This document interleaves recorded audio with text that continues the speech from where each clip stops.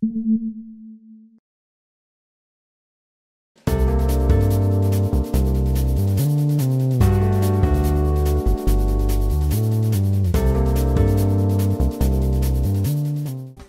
everybody, what's going on? Your host, LovelyCheesePizza here. Welcome back after 72 years of waiting to a brand new episode of Let's Play Some More Gran Turismo 3, the ultimate driving simulator, where I have not played this in about 72 years. And I figured, you know, I just got done washing my car, and so why not get in here and do some more car-related things? And last we left off, we had finished up the NA-tuned Cup with the GT40, and now we were kind of going back and forth between doing the Italian avant-garde thing with the Zonda C12, or we could do the Lotus deal, since we have this Motorsport Elise on hand that I really want to use some more. So I think we're gonna do that. And then I can't remember whether we needed to do more stuff with this car or not, so we might as well jump in and find out for ourselves. Oh my god, this feels so foreign to me right now. There's just so many things that I don't remember doing. So we just need to check on everything, make sure it's all good. We got all the turboings and tires. I think we have good ones. We don't. Okay. Well, this is good. Oh, wait, no, we do have super slicks. I didn't see that up there. My bad. And then traction control, we have lightweight 1.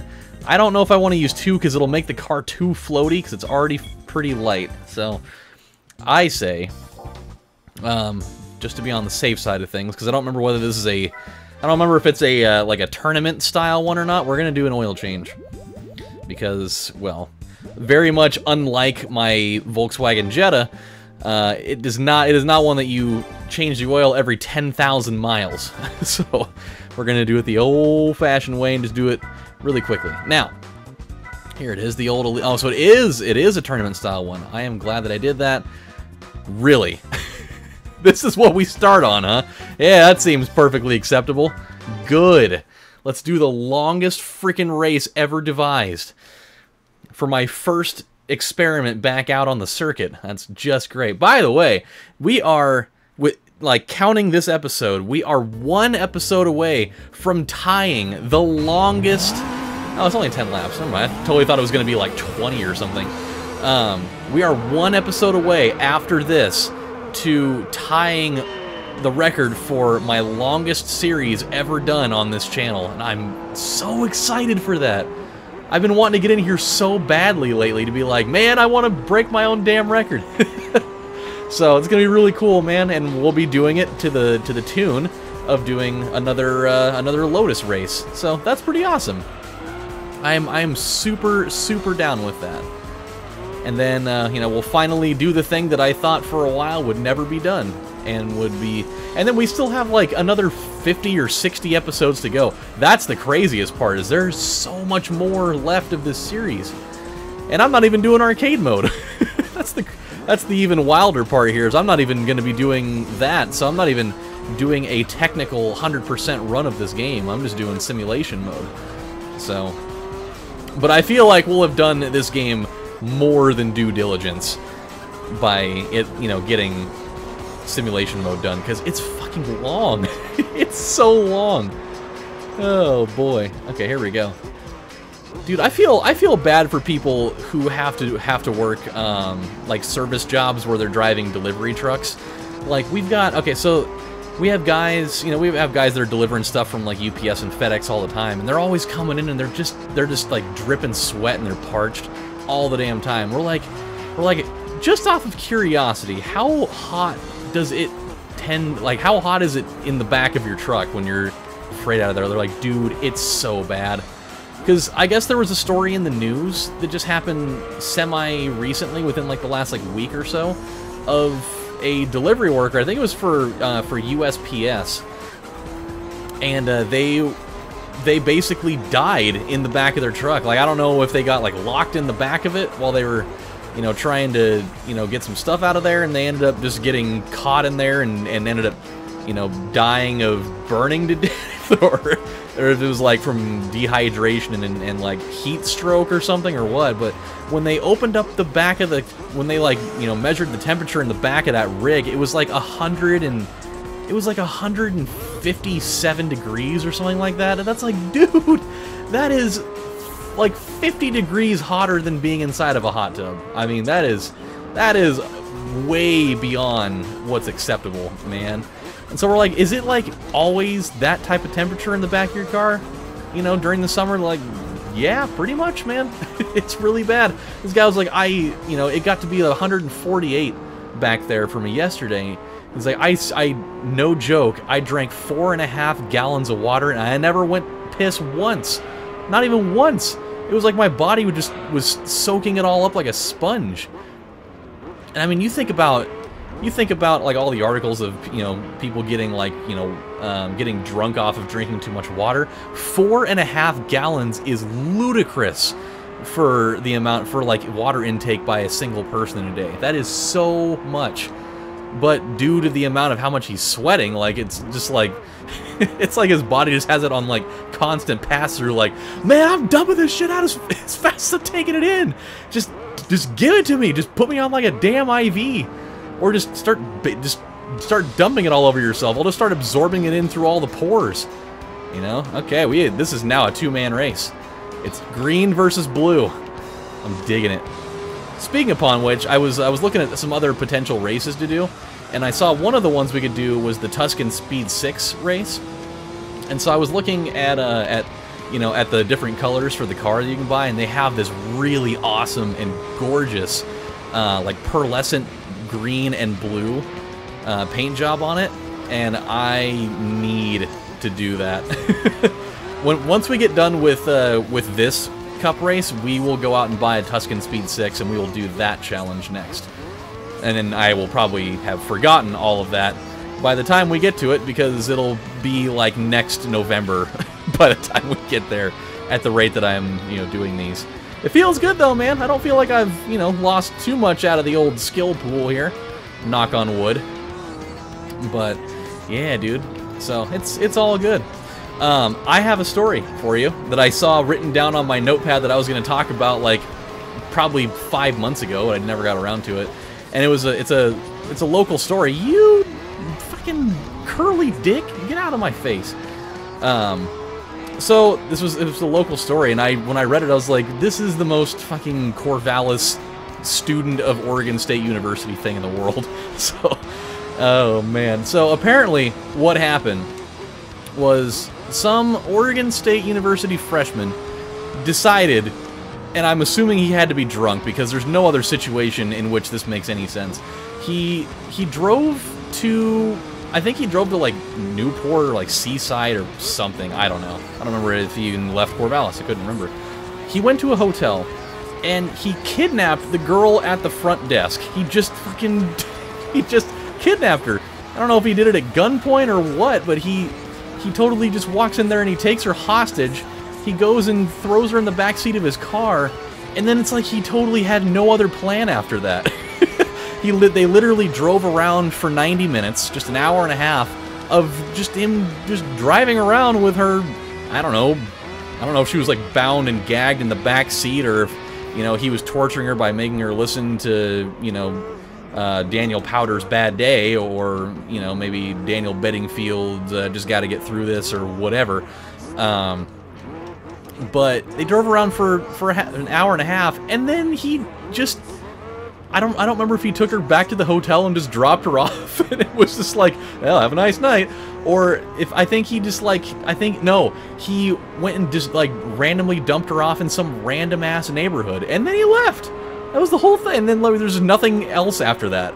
Like there was no sexual assault, which is good. No crazy rapey vibes. You know, no slipping the old date rape drug in there and, you know, end up having a mystery baby a few months later. I don't know why it'd be a few. Pretty sure that's always 9 months unless there's something serious that happens. It's not like you get somebody pregnant and then they're popping one out in like, you know, a month and a half. Like, hey, I got this bad boy on express ship. You know?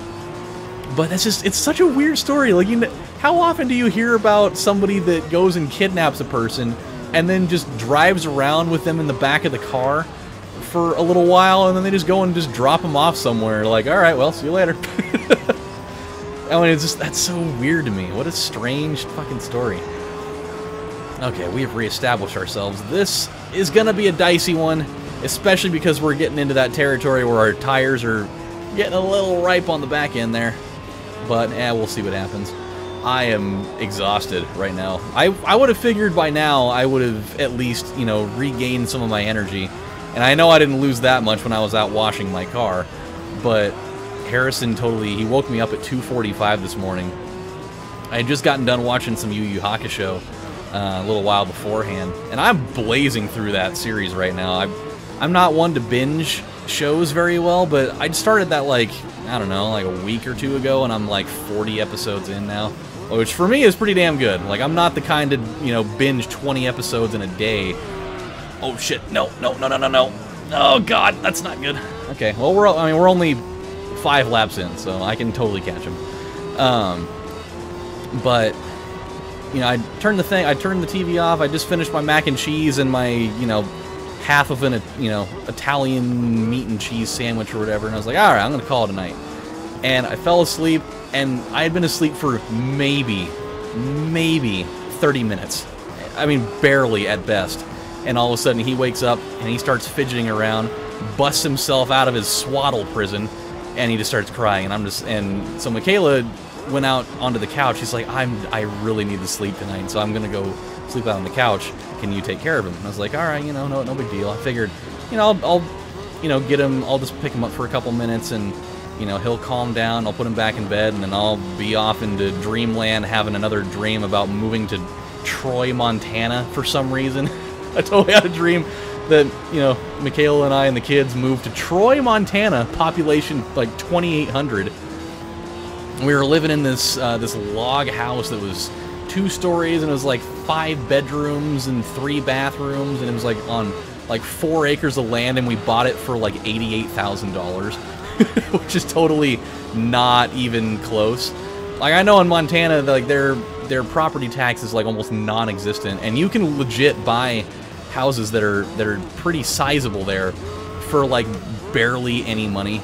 I mean, it's like Texas, man. Like, in Texas you can buy like a fucking mansion for like $500,000, and I mean like a legit, you know, it might as well be in the damn Hamptons mansion.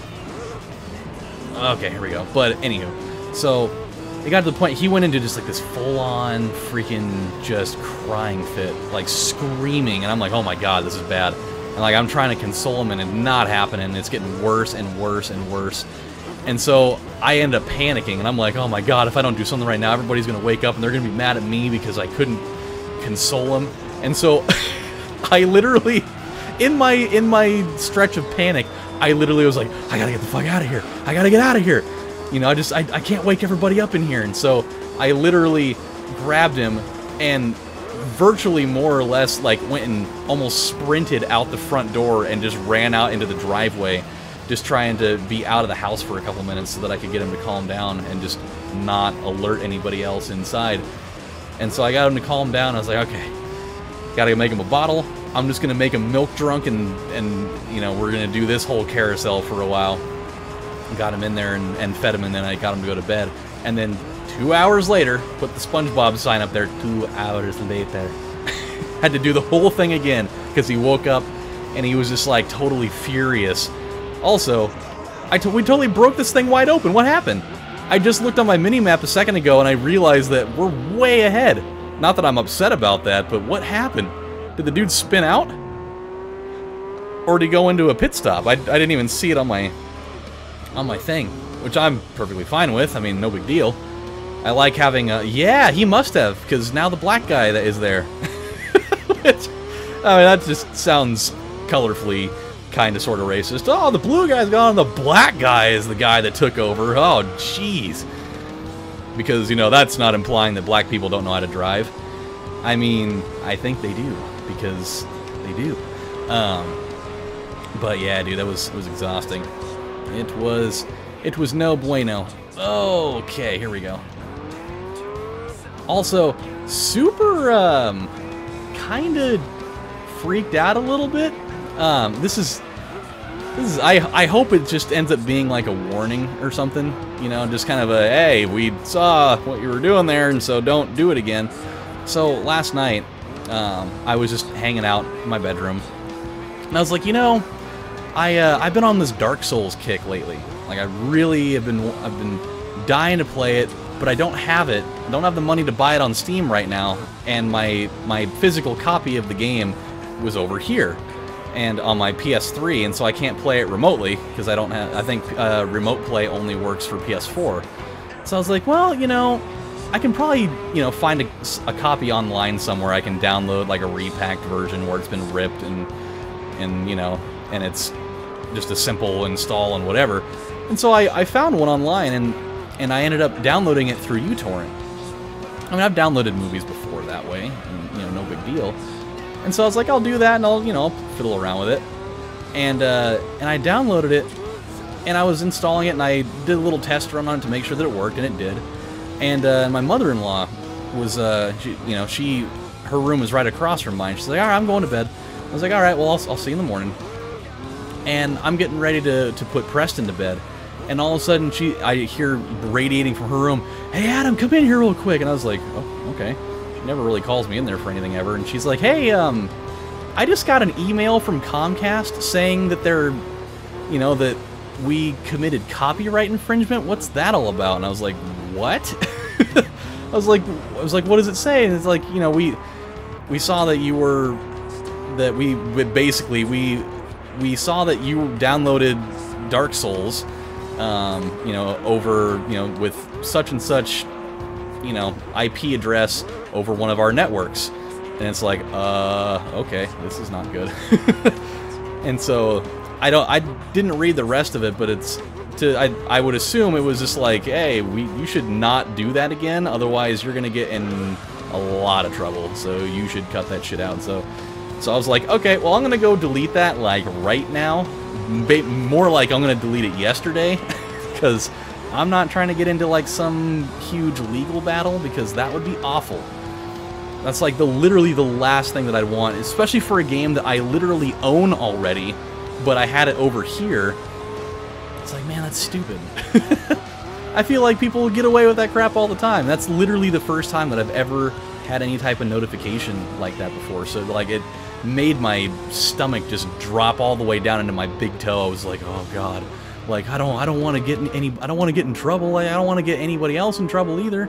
You know, I don't want her to get in trouble because I downloaded something. I didn't even know that that it was like copyright infringement. Like, I figured the place that I got it from was like somebody, you know, had their own collection of games that they just uploaded, you know, to the internet for people just to grab them and install them themselves. I didn't think I was, like, literally, you know, obtaining it in a way that's, like, unlawful. I thought it was just like a person's like, hey, these are just games that I have that, you know, go right ahead and download them for yourself. Like, that's what I thought it was. And so when I heard that, I was like, oh my god, this is bad. This is really bad. And so I hope nothing bad actually comes out of it, because that would not be good. Oh, we got one lap left. Really quick. So, a little bit earlier, after I got done washing the car, I came out in the living room, and Michaela was watching a movie. It came out last year. It's got Javier Bardem, and I think had Kristen Wiig in it. It was called Mother.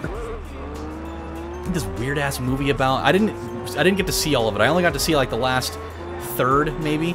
But apparently, like, some weird stuff happens after, like, after Jennifer Lawrence and Javier let some family come stay in their house. Something weird happens, and it just gets more and more strange from there. I don't know. I missed key plot points in the beginning, and I come out and I'm watching the rest of this while she's getting, you know, while she's putting her makeup on, and it was literally the most bizarre, like, 35 minutes of a like horror/thriller movie that I think I've ever seen.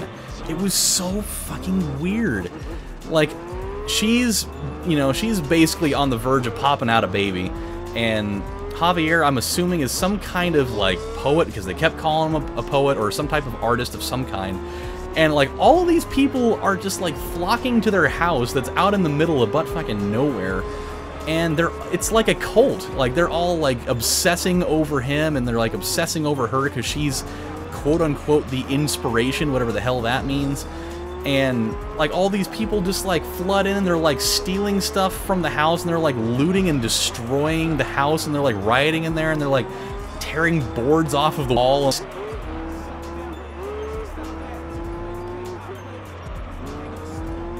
And then she's like going into labor, and she, you know, and then like all of a sudden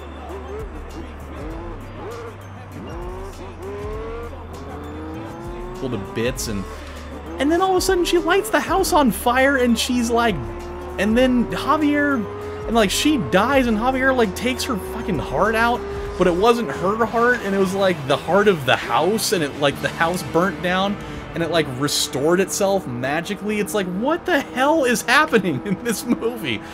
It's like, I'm sure there, you know, there would be a little bit more sense to be made out of it eventually, but I'm sitting here like, what in the hell is this movie? It's like the most bizarre.